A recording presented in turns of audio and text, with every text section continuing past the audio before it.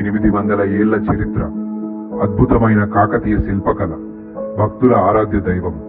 కానీ నేడు కాంగ్రెస్ పాలనలో ఆ శివాలయం కుప్పలుగా మారిపోయింది. కాకతీయులు కేవలం రాజులు కాదు, వారు తెలుగు గర్వానికి ప్రతీకలు. వారు కట్టిన ప్రతి గుడి ఒక శిల్ప కళాశాల, ప్రతి స్తంభం ఒక చరిత్ర గ్రంథం, ప్రతి శిల్పం ఒక సంస్కృతి సందేశం. అటువంటి వారసత్వాన్ని రాత్రికి రాత్రే బుల్డోజర్లతో నేలమట్టం చేసిన ఘోర కలి ఇది. ఒక పక్క మోడీ ప్రభుత్వం కాశీ నుండి అయోధ్య వరకు హిందూ వైభవాన్ని పునరుద్ధరిస్తోంది. కేంద్ర ప్రభుత్వం ప్రసాద్ పథకం కింద రామప్ప దేవాలయానికి యునెస్కో గుర్తింపు తెచ్చి అభివృద్ధి చేస్తుంది. కాంగ్రెస్ సర్కార్ కాకతీయుల వారసత్వాన్ని కాలరాస్తోంది. వరంగల్ జిల్లా ఖానాపురం మండలం 13వ శతాబ్దానికి చెందిన గణపతి దేవుడు కట్టించిన శివాలయాన్ని నామరూపాలు లేకుండా చేశారు. దేవాదాయ శాఖ మంత్రి కొండా సురేఖ గారు ఏం చేస్తున్నారు? మీ నియోజకవర్గానికి కేవలం 40 కిలోమీటర్ల దూరంలోనే ఇంత ఘోరం జరిగితే మీకు కనబడలేదా? జై శ్రీరామ్ అంటే పైసలు రాల్తాయా అని ఎగతాళి చేసిన మీ నోటికి 800 ఏళ్ల గుడి కూలుస్తుంటే మాట రావడం లేదా?